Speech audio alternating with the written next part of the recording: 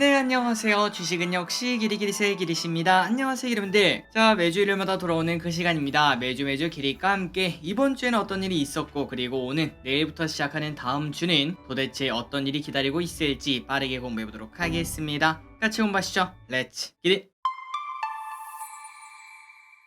바로 보도록 하겠습니다. 일단 주말 사이에 주요 뉴스가 몇 가지가 나왔죠. 일단 SVB 은행 모기업이 미국 당국에 결국 파산 보호를 신청을 했다고 합니다. 그러니까 은행에 대해서 이러한 리스크가 조금씩 계속 나오고 있는 걸 확인할 수 있는데, 하지만 이 와중에 뭐 이거는 조금은 호재라고 볼 수 있겠네요. UBS가 CS를 인수할 수 있다, 이런 얘기가 나오고 있습니다. 이러면은 주말에 이사회를 열 수 있고 내일까지는 결판이 날 수 있다고 하니까 이 결과가 어떻게 나오는지 한번 보도록 해야겠네요. 그리고 이 와중에 우리나라에서 조금은 안 좋은 소식이 나왔습니다. 바로 에코프로 내부 주식 거래 혐의로 압수수색을 당했다, 이런 얘기가 나왔는데, 야, 안 그래도 지난주 목요일날 고점 치고 금요일날 조금 급락했던 2차전지, 이 소식 때문에 조금 더 급락할 가능성이 분명 있을 것 같습니다. 그래서 저기리시 한번 찾아봤는데요. 과거에 내부 주식 거래가 나왔던 기업들은 어땠나 한번 파악을 해봤더니, 그런데 이걸 보니까 조금 놀랐습니다. 야, 에코프로가 과거에도 이런 적이 있었구나 하면서 기억이 나더라고요. 작년 1월 26일 이런 소식이 떴습니다. 코스닥 시가총액 2위 에코프로 BM 주식 내부자 거래 혐의로 주가 급락, 요런 소식 있는 걸 확인할 수 있고, 그리고 그때 당시 주가 흐름이 어땠나 봤더니 여기 보시면 주가가 급락하는 걸 확인할 수 있죠. 물론 그 전부터 주가 흐름이 좋진 않았고 작년 1월이면은 증시가 매우 안 좋을 때긴 하지만, 그런데 에코프로비엔 무려 마이너스 19%나 하루아침에 쭉 떨어지는 걸 확인할 수 있었습니다. 아니 길이, 그런데 이번에는 그 에코프로만 그런 거잖아. 그러면 뭐 다른 이천지가 죽는 거 맞을까? 다른 친구들은 오히려 반사수혜를 받을 수도 있잖아 라는 생각을 할 수 있지만, 그런데 에코프로비엠 또 이렇게 빠지고 그 옆에 있는 에코프로도 이렇게 빠지는 걸 봤을 때, 야, 2차전지 전반적으로 분위기가 나빠질 수밖에 없지 않을까. 그리고 이번에 마침 대장이 또 에코프로 아니었겠습니까? 그렇기 때문에 걱정이 분명 존재하고 있을 것 같습니다. 그리고 다른 기업은 어땠나 보도록 하겠습니다. 물론 조금은 다르다고 볼 수 있지만 신라젠 기업을 보시면은 요 녀석의 주가 흐름은 조금 특이했습니다. 여기 보시면은 검은색 있죠. 이때 주가가 한번 급락한 적 있었고, 그리고 그 다음에 하한가를 몇 번 맞은 바 있었는데, 그렇다면은 이 세 가지 원이 각각 뭔가, 일단 첫 번째 이 네모 원에서는 미공개 정보를 이용해서 미리 주식을 팔았다, 그러한 혐의를 받고 있는 그 위치라고 볼 수 있습니다. 그게 무슨 소리냐? 바로 신라젠에서 새로운 바이오 그런 신약을 만들고 있었는데 그게 실패를 할 거다, 그 정보를 미리 받고 이렇게 미리 주가를 팔았다고 볼 수 있고요. 그리고 실제로 그 공시가 나오자 이렇게 주가가 쭉 급락한 걸 볼 수 있었습니다. 그리고 그 다음에 뭐가 떴을까요? 맞습니다. 이 소식이 떴죠. 검찰 미공개 정보 이용 혐의 신라젠 압수수색, 그 소식이 나오자 이렇게 주가가 많이 떨어진데도 불구하고 또다시 마이너스 19%나 빠지는 걸 볼 수 있었습니다. 그러니까 바이오는 조금 특수하겠죠. 이렇게 악재가 나오기 전에 미리 팔았고 그게 걸렸다라고 볼 수 있으며, 다음으로 한미약품도 마찬가지 흐름을 나타냈었습니다. 이것도 마찬가지로 주가가 쭉 급락한 바 있었고, 그리고 그 다음에 갑자기 압수수색이 나왔는데 그 이유가 뭐냐? 바로 내부자 거래였다고 하죠. 결국 그때 당시에도 주가가 이렇게 빠지는 걸 봤을 때,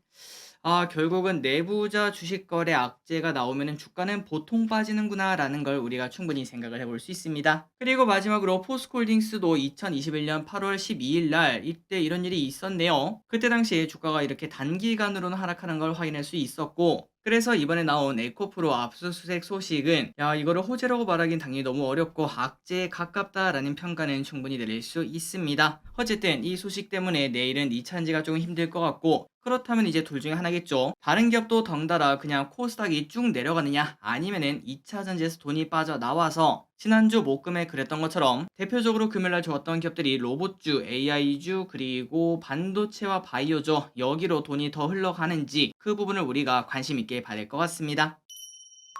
자, 여기까지 이번 주말에 나온 소식을 한번 봤고, 그리고 이번 주 정리해 보도록 할게요. 자, 코스피는 보합권이었습니다. 소폭 상승으로 마무리가 되었고, 그리고 삼성전자는 59,000원까지 갔다가 다시 또 올라와 61,300원까지 올라왔습니다. 반도체 분위기가 바뀌었다, 이런 얘기가 갑자기 나오고 있죠. 방금 전에 보시다시피 2차전지 약재가 나왔는데 이 흐름을 내일 또 탈 수 있을지 한번 보도록 하겠습니다. 다음으로 코스닥입니다. 이번 주에 급락이 존재했었지만 그런데 바로 회복하고 오히려 1.1% 상승으로 마무리가 되었습니다. 코스피 매동을 보시면은 외국인의 매도가 아직 여전히 있습니다. 하지만 그 반면 연기금의 매수가 꽤나 많았고 그렇기 때문에 이번 주에 연기금 무엇을 샀는지 조금 뒤에 꼭 관심 있게 봐야 될 것 같습니다. 그리고 외국인이 이렇게 파는 이유는 아직도 환율 때문이겠죠. 환율이 아직도 1,300원 위에서 머무는 걸 볼 수 있고 그리고 WTI가 많이 하락했습니다. 66.74달러 이렇게 하락하는 WTI 과연 이 WTI가 저점을 치고 올라갈 수 있을지 한번 파악을 해봐야 될 것 같습니다. 최근 3개월간 선물해 보도록 하겠습니다. 이번에 은행 파산 사태 이런 것들이 나오면서 선물 매도가 급격하게 나왔고 빠르게 반등하는 모습을 나타냈지만 아직까지는 조금 위험한 부분이 있습니다. 그리고 콜옵션 같은 경우는 아직도 지속적으로 매도하는 모습, 마지막으로 풋옵션은 다시 또 살짝 매수하는 모습을 나타내고 있어서 걱정은 조금 남아있는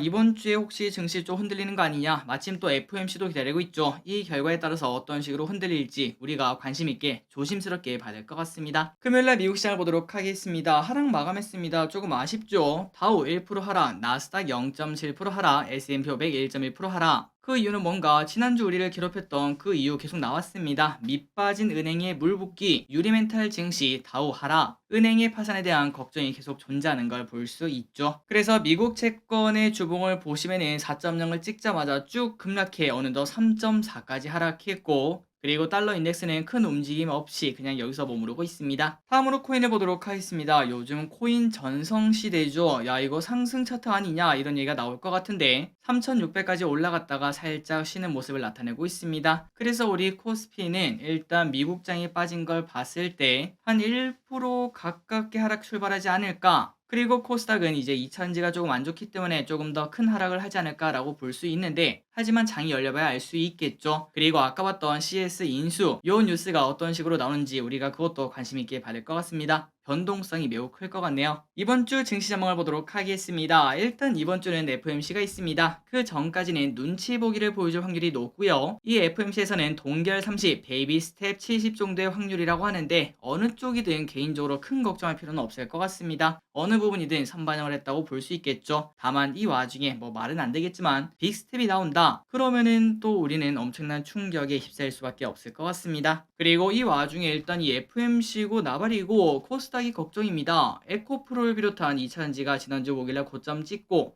금요일날 급락했는데 갑자기 또 악재까지 나왔죠. 그래서 이 와중에 자금이 그 2차전지에 있던 자금이 로봇, AI, 반도체, 바이오에 넘어갈 수 있는지 관심 있게 볼 필요가 있을 것 같습니다. 마지막으로 내일입니다. 내일 월요일날 중국 LPR이 발표가 되는데 여기서 경기 부양의 의지가 나타나는지 그렇다면 양의 관련주가 또 오를 수 있을지 이 부분을 우리가 조금 더 보도록 할게요. 그래서 여기까지 이번 주 정리를 한번 해봤고요. 2차 전지의 흐름에 대해서 아마 관심이 많으실 것 같은데 혹시 주주분들이 계시다면 큰 피해 없기를 진심으로 바랍니다. 그리고 다음입니다. 연기금 외국인 이번 주에 무엇을 샀는지 보도록 할게요. 그리고 여기까지 보신 분들은 좋아요 누르시면 진심으로 감사하겠습니다. 자, 연기금 이번 주 중요합니다. 무엇을 샀는가? LG 엔솔, SK하이닉스, 삼성 전기, 기아, 삼바, 포스코케미칼, 현대차, LG전자, 셀트리온, LG화학을 매수합니다. 그리고 외국인인 삼성전자, SM, 현대차 EUB, 삼성엔지니어링, 현대로템, LG생건, JYP,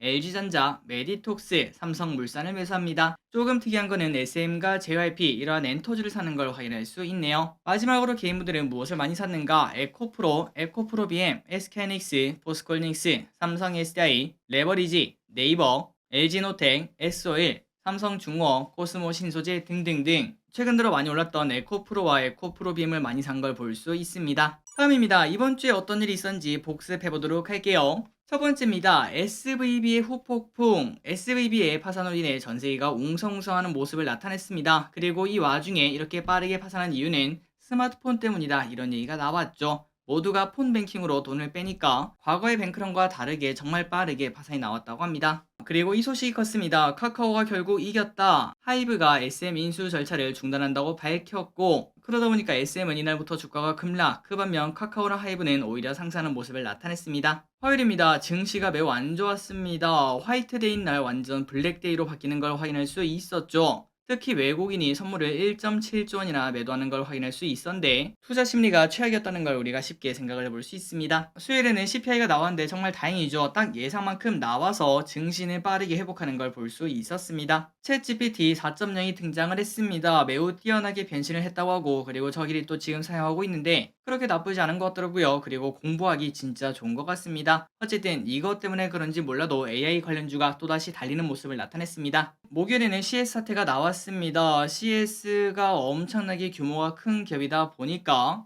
SBB랑 다르다. 요 친구는 찐이다. 이거 터지면 금융위기 온다. 이런 얘기가 나오고 있죠. 다음으로 삼성전자가 레인보우 로보틱스를 또 크게 인수했다. 이런 소식이 나왔습니다. 그러다 보니까 로봇주가 미친듯이 오르는 걸 확인할 수 있었습니다. 금요일입니다. 2차전지가 급락하는 모습을 나타냈었습니다. 유럽판 IRA가 공개가 되었고 그리고 최근 들어 많이 오르기도 했고 또한 공매도 타겟이 되었다라는 이야기가 슬금슬금 나오고 있죠. 그러다 보니까 2차전지가 좋지 않았다고 합니다. 마지막입니다. 다음 주에 무슨 일이 있을지 예스파워 끝내보도록 할게요. 월요일입니다. 바이오 유럽 스프링 개최. 게임 개발자 콘퍼런스가 열립니다. 넥슨, 위메이드 등이 참여를 한다고 합니다. JYP에서 엠믹스가 컴백을 합니다. 중국에서 외국 상업 공연 허가를 재개를 한다고 합니다. 이것 때문에 엔터주가 전흐름을 나타냈죠. 대중교통 마스크 착용 의무가 해제가 됩니다. 화요일입니다. FMC가 화수 열립니다. 매우 중요합니다. 애플페이 국내 서비스가 개시가 됩니다. 카카오 게임즈에서 아케이즈 워가 출시가 됩니다. 2월 생산자 물가지수가 발표되고 수요일에는 제롬 파월 기자회견이 있습니다. 매우 중요하겠죠. 금요일입니다. 미국 제조업 서비스 PMI가 발표, 그리고 다다음 주에는 마이크론 테크놀로지 실적 발표, 세계 보안 엑스포, 중국 제조업 비주조 PMI 등등등 이런 것들이 발표가 된다고 합니다. 마지막으로 달력을 보고 끝내보도록 하겠습니다. 이번 주 공모주도 2개가 있고 참고하시면 될 것 같고 그리고 맨 아래는 보호일 수도 있으니까 참고하시면 될 것 같습니다. 3초 뒤에 넘어가도록 할게요.